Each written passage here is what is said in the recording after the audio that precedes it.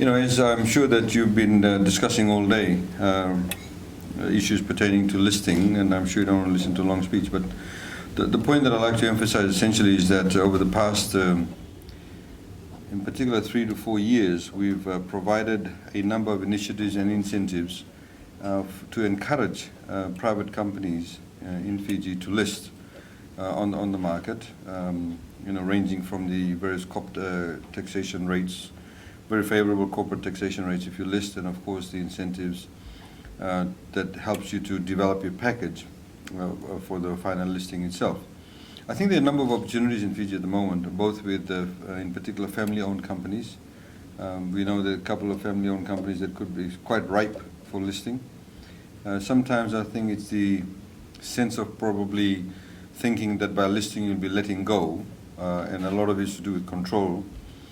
But let me tell you that you don't actually have to let go of control. You can still be listed and still maintain control.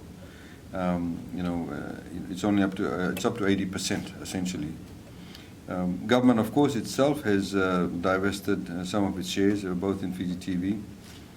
We are exploring other opportunities in that particular space at the moment.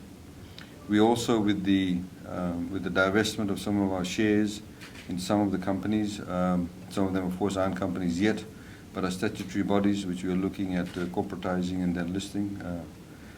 Everybody's lips is FEA, and I think it's a good entity that should be looked at it from that perspective. And I think again there's the opportunity to, of course, develop the capital markets in Fiji. Ladies and gentlemen, I think it would be amiss of me not to mention the fact that Fiji is in a very prime position to actually market itself in many ways, but in particular in this instance in the finance sector, financial services.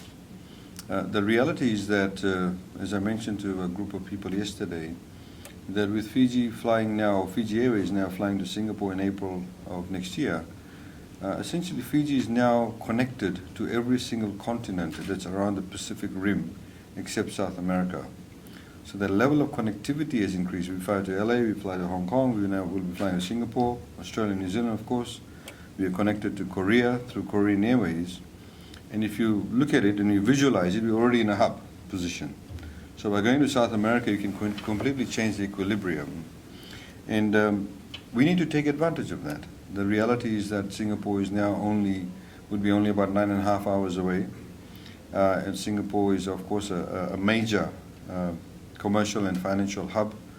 We've talked about being a little Singapore. We've talked about being a little Geneva in the Pacific. We've talked about being a little Dubai in the Pacific. Hopefully we can combine all of those three and present those opportunities. So I think from government's perspective, our objective is to provide a very safe, secure and stable environment. I'm not just talking about physically, but also in terms of commercially and financially, which means, of course, consistency in policies. Some people had said to us last year, in fact, they said, oh, look, if you want to, for example, put more burden on corporate companies, why don't you increase the tax rates on the companies that will be listed in the stock market? 10% is really too low, why don't you change it? And in fact, our position was no, because we made an announcement. We want to stick to it. We don't want to be like previous governments where you chop and change policies every couple of years just because it suits you financially at that point in time.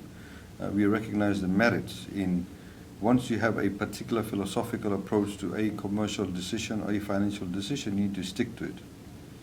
It's interesting, if you look at most countries that have sort of become financially great, so to speak, they've always had a long period of consistent government policies. I mean, if you look at post-World War II Australia, the Menzies government was in place for about 25 years.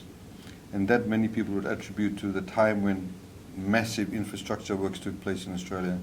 And that's where the actual financial embedding of Australia as a very sound commercial country was put in place.